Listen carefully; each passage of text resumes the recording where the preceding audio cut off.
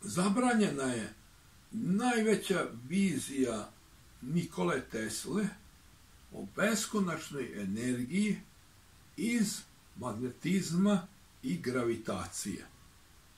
To se kosi sa onima što je zakon termodinamike, onda zakon održanja energije i tako dalje. Međutim, te sile su i tekako upotrebljive, ali pošto neko nije uspeo to da postigne, onda se išlo na strogu zabranu takvih pojava i zabranjena su i takva istraživanja. Nisu uopšte popularna, ali se u tajnosti rade i ponekad i objavljuju. Gravitacija je beskonačan izvor energije, kao što je to najavio Nikola Tesla u časopisu Century 1900. godine. Jednostavno, to možemo videti na jedan specifičan način, a to je putem oscilacija. I svako to može živ proveriti, bilo kakvi rotacioni uređaji, i čak i ovako malo neobični poput čigre ili kalote, pa takođe se mogu upotrebiti, zavrteti po 100 puta i klatno radi dalje. Klatno radi dalje bez obzira na okolnosti. Znači, gravitacija je pokretač i upotrebljiva za izradu ultraefikasnih mašina, a možda i nešto mnogo više. Magnetizam takođe isto može se koristi, tako da je nedavno objavljena patentna prijava gde koristi se magnetizam i gravitacija putem oscilacija koje su daleko efikasnije. To je ispitano na bezbroj načina, izvršeno su 2 merenja na Fakultetu tehničkih nauka, prvo 2005. godine i drugo 2014. 2005. nakon te objave hteli su da kazne profesora Milovančeva, jedan agresivni napadač koji je posle toga umro od muke, pošto nije uspeo da ga... Nisu ostali profesori prihvatili taj njegov predlog o kažnjavanju profesora Milovančeva i on je preživeo, napadač je umro.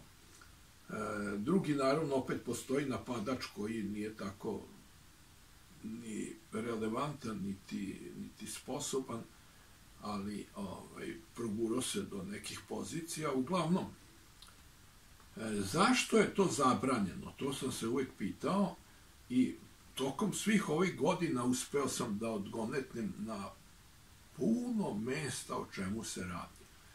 Naime, profesorica Roža Halaši sa Novosadskog univerziteta, ona je rekla, pa svi smo to pokušavali da pravimo perpetuum mobile u mladosti.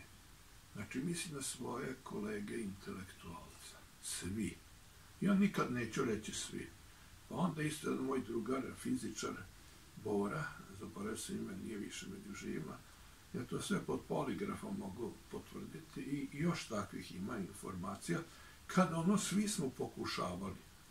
Ja neću reći svi, nego to nije mali procenat. Nije mali procenat i sad imamo one koji su poput doktora Petera Lindemana, koji ako je pokušao pa nije uspeo, želi bar drugima pomoći, da oni uspeju. Jednostavno, to je dokaz da nije bio u potpunoj zabludi, nego da tu nešto ipak ima. Međutim, onih ljudi sumnjivog morala, ali velike sujete, koji ovako nastupaju. Ako on nije uspeo, neće onda niko i treba kažnjavati te koji uopšte pokušavaju tako nešto da promovišu ili tako nešto da rade, treba ih staviti na stup srama, jer je to strogo zabranjeno. Nema šale. Nikola Tesla je upravo objavio ono što se smatralo nemogućim. On je rekao da će biti vremenom i tekako moguće i vrlo verovatno. To je objavio 1900. godine u časopisu Century i tada je imao negde oko 44 godine, znači bio u nekim najboljim godinama. To možemo naći u štampanim knjigama, možemo naći na internetu i u nekim i malim štampanim knjigama kao što je Slavija koja je objavila isto u problemu ljudske energije. I sad mi robujemo apsolutno. Možemo se podsjetiti Einsteina, njegove izreke kada su ga pitali da li postoji apsolutno. On je bio tu vrlo jasan, rekao je apsolutno je da je sve relativno. Znači, govorimo o najvećim umovima sveta.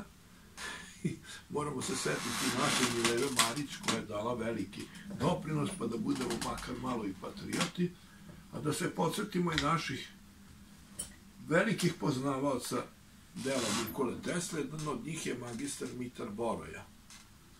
I on je, videvši ovo, je napisao, poklonio mi je svoju knjigu još pre više od 20 godina na jednom javnom nastupu na Adi Ciganliji. Bilo je lepo vreme, pa smo prikazali jednu pumpu za vodu sa klatnom. I napisao je posvetu ovako: Veljko nastavi gde je Tesla stao. Magistar Mitar Boroja. Ja mu se naravno zahvaljujem na njegovoj velikoj vidovitosti i podršci, pre svega. On je napisao više knjiga o Nikoli Tesli, ovo je samo jedna od tih knjiga, veliki poznavac Nikole Tesle. Naravno, možda verovatno najveći profesor Abramović koji je napisao ovu knjigu, kapitalnu knjigu o Nikoli Tesli, taj je u prvom planu ovde. Meni je dao priliku i čast da budem i recenzent te knjige, tako da sam time puno počastvovan i zahvalan naravno profesoru Abramoviću i svima drugima koji su me podržavali. Tako da, evo, nastavljamo gde je Tesla stao.